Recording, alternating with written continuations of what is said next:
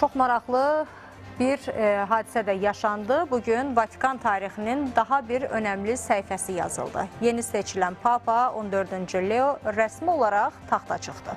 Min illərlə formalaşan ənənələr, simvollar və mərasimlər bir daha dünyanın diqqətini Roma papalığının gücünə, rəmzi təsirinə yönəltdi. Vatikanın ürəyində müqəddəs Pyotr Bazilikasında keçirilən mərasim təkcə dini deyil, siyasi rəmzlərlə də zəngin idi. Siyasi gündəmdə isə daha çox həm də bir sual meydanda idi.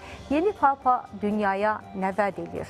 Taxta çıxmağını, Papa tacı ilə verilən mesajlar, çıxışının məzmunu və jestlər, hər detal gələcək kursa işarə edə bilər. Biz də bunu oxumağa çalışdıq. Süjetdə tədbirin əhəmiyyəti, mərasimdə baş verənlər və iştirakçılar barədə ətraflı sıradakı süjetimizdə.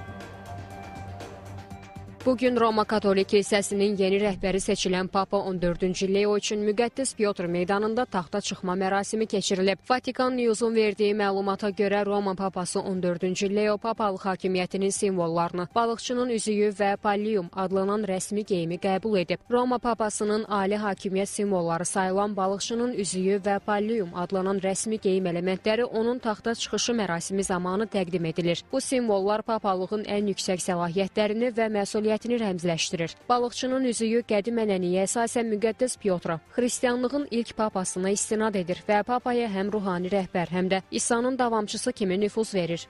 Üzük həmçinin papaya göndərilən rəsmi sənədlərin möhürü kimi də istifadə olunur. Pallium isə papalığın dini və liturgik funksiyalarını simvolizə edən xüsusi bir geyim formasıdır. Onun forması və dizaynı xristian dini ənənələrində yüksək məna daşıyır və papalığın ruhani rəhbərliyini vurğulayır.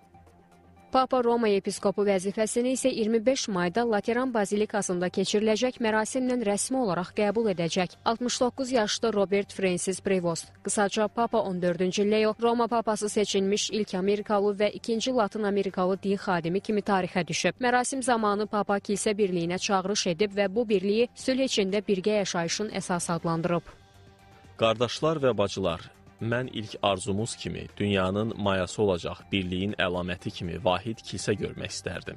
Bizim dövrümüzdə hələ də çoxlu bölünmələr, nifrət, zorakılıq, qərəz, fərqli olanların qorxusu və yer kürəsinin resurslarını məhv edən iqtisadi paradigmanın yaratdığı çoxlu yaralar görürük. Qeyd edək ki, mərasimdə 250 minə yaxın zəvvarla yanaşı Amerika Birləşmiş Ştatlarının vitse-prezidenti James David Vance və dövlət katibi Marco Rubio, Ukrayna prezidenti Volodymyr Zelenski, Kanadanın baş naziri Mark Carney və Britaniya Krallıq ailəsinin üzvü Şahzadə Edward da iştirak ediblər. Bundan əlavə tədbirə gələn xarici liderlər arasında İspaniya Kralı 6-cı Filip, Belçika Kralı Filip, İtaliya baş naziri Giorgia Meloni, Avropa Komissiyasının prezidenti Ursula von der Leyen iştirak ediblər. Mərasimdə Azərbaycanın Milli Məclisin sədri Sahibə Qafarova təmsil edib.